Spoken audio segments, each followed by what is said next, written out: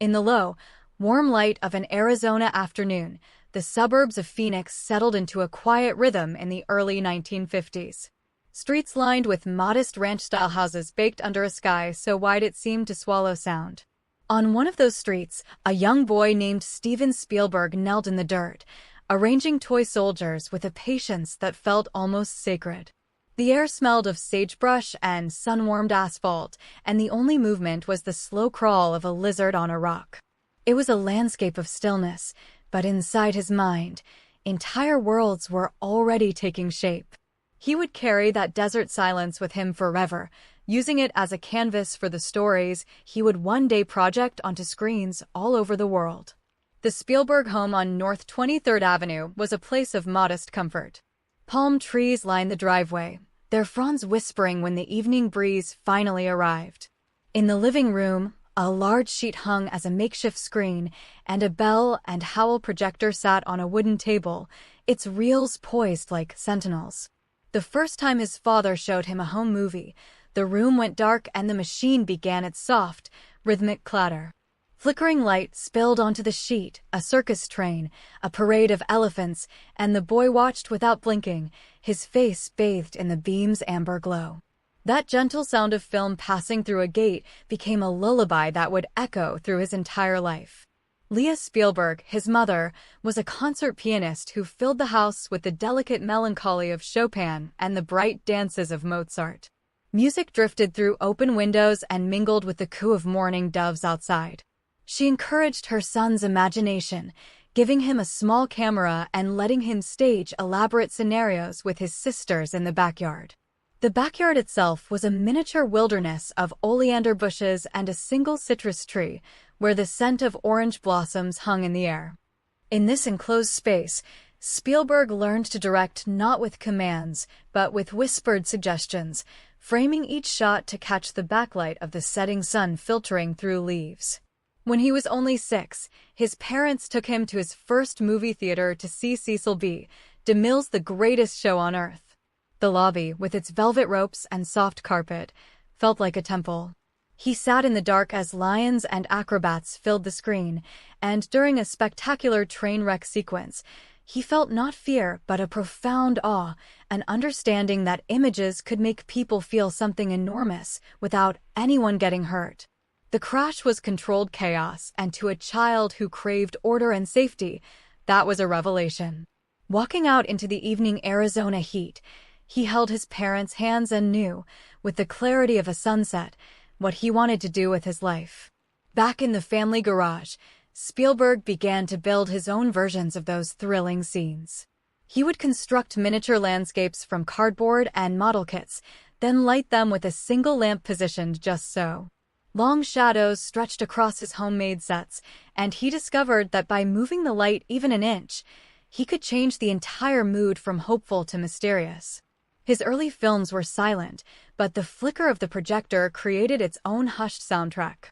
Neighborhood kids would gather on folding chairs in the darkened garage, watching tiny dramas unfold on a sheet pinned to the wall, their faces reflecting the soft, golden luminance. The desert surrounding Phoenix became his first grand stage. On weekends, the family would drive out to the foothills, where saguaro cacti stood like silent guardians against the pink and orange sky. Spielberg brought his camera and filmed his friends hiking through the brush, setting up simple scenes of discovery and wonder. The heat shimmered off the ground, but through his lens, it looked like the surface of another planet, peaceful, vast, and full of hidden stories. He learned to wait for the magic hour when the light turned syrupy and forgiving, bathing every rock and face in a warm, nurturing glow that erased all sharp edges. Even as a young boy, he was drawn to the idea of the unseen. At night, he would lie on the lawn and watch stars emerge one by one over the McDowell Mountains. The silence of the desert at night was a living thing, punctuated only by the far-off bark of a coyote or the rustle of a palm frond.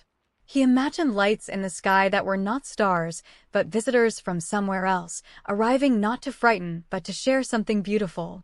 That feeling, the blend of wonder and serenity, would later flood through his films, inviting audiences to look up and feel not terror but a quiet, human longing for connection. In that slow, sun-drenched childhood, the seeds of a filmmaker were planted not in drama, but in the everyday enchantment of light and shadow. The house on North 23rd Avenue still stands today, an unassuming brown brick home where the Arizona sun still paints long shadows at dusk. If you could stand there on a quiet evening, you might hear the distant, ghostly whir of a projector or the faint notes of a piano floating through an open window. Those sounds carry the memory of a boy who learned that the most powerful stories begin not with a shout, but with a gentle invitation to look, to listen, and to dream. When the family moved to Haddon Township, New Jersey, the landscape changed from desert to dense thickets of oak and maple. The Spielbergs settled into a white colonial house on Crystal Terrace, a quiet street where the sound of lawnmowers and chirping robins filled summer afternoons. Here, 13-year-old Stephen found new textures of light, the dappled shade of a forest floor, the silver glint of a creek, the pale morning fog that hung over the neighbor's fence. The move unsettled him, but the camera remained his anchor.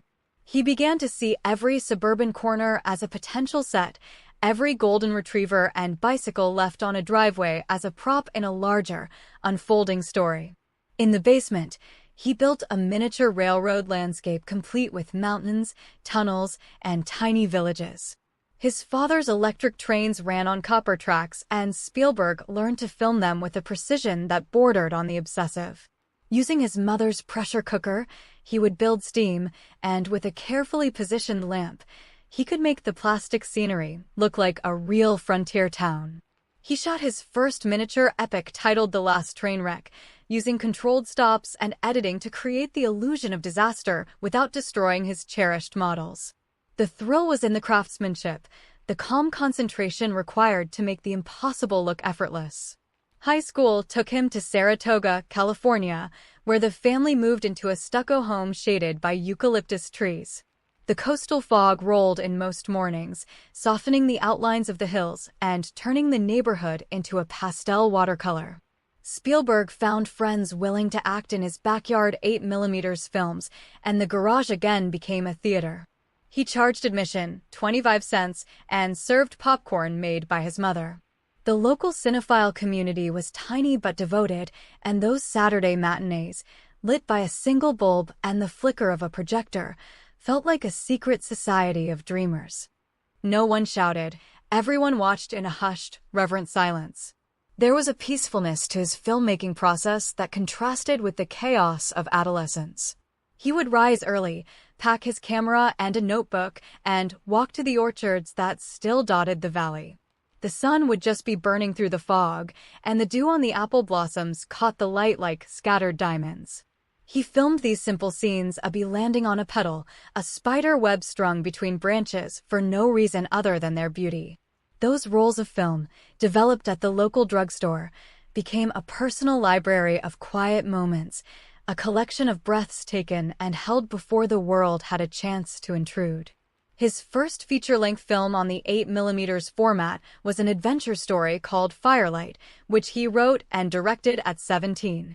The plot involved a group of people traveling by covered wagon and encountering mysterious lights in the sky, a theme he would revisit professionally years later. He filmed it on location in the California hills, using his friends as a cast and his father's station wagon as a camera truck. The production days were long but gentle, filled with picnic lunches on plaid blankets and the sound of a guitar played softly between takes. The film premiered in a local theater rented for the night. Red carpet was unrolled, and the poster was hand-painted by his sister. Throughout these years, the Spielberg home was a sanctuary of creativity. The kitchen table often held storyboards drawn in pencil, showing stick figures and arrows indicating camera moves. His father, a computer engineer and early enthusiast of electronics, taught him about circuits and gadgetry, while his mother filled the house with classical music and offered her treasured film camera. The marriage between technology and art was forged in that domestic space, among the smell of coffee brewing and the soft shuffle of slippers on linoleum. It was an upbringing that taught him neither to fear machinery nor to neglect emotion, but to weave them together into something that could touch the heart. One evening in 1964, sitting in his room lit only by a desk lamp, He completed the final edit of Firelight. The film ran 2 hours and 10 minutes, an astonishing accomplishment for a teenager. He looked at the reel, heavy and dark, and felt a quiet pride that had nothing to do with applause. Outside his window, the coastal fog had returned, blurring the streetlights into gentle halos. In the distance, the hum of the freeway was a white noise that had long since become a comfort. He knew, without any fanfare, that his childhood was ending, and with it, the era of backyard movies and garage premieres. But he also knew that the next chapter would begin with the same elements: light, patience, and the unwavering belief that a story told with care could heal the listener. Today, the house in Saratoga still stands beneath those eucalyptus trees. The garage door opens to reveal nothing more magical than a lawnmower and seasonal decorations. Yet, if you listen closely on a foggy morning, you might imagine the soft whir of a camera, the gentle direction of a boy king to his friends playing cowboys and aliens, and the rustle of apple blossoms taken by a breeze. It is a quiet monument, not to ambition, but to a kind of sacred play that takes root in the silence of an ordinary suburb and blossoms into a lifelong conversation with the muse.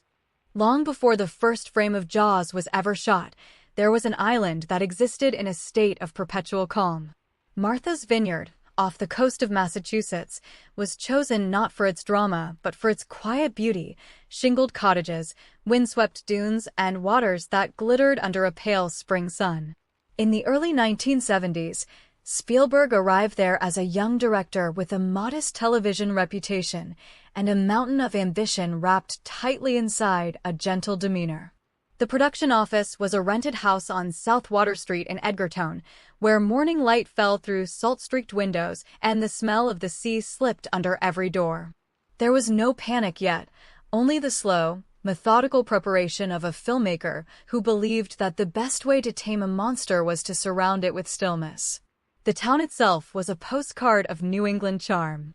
White clapboard churches rose above oak-lined streets, and the harbor bobbed with lobster boats painted in faded reds and blues.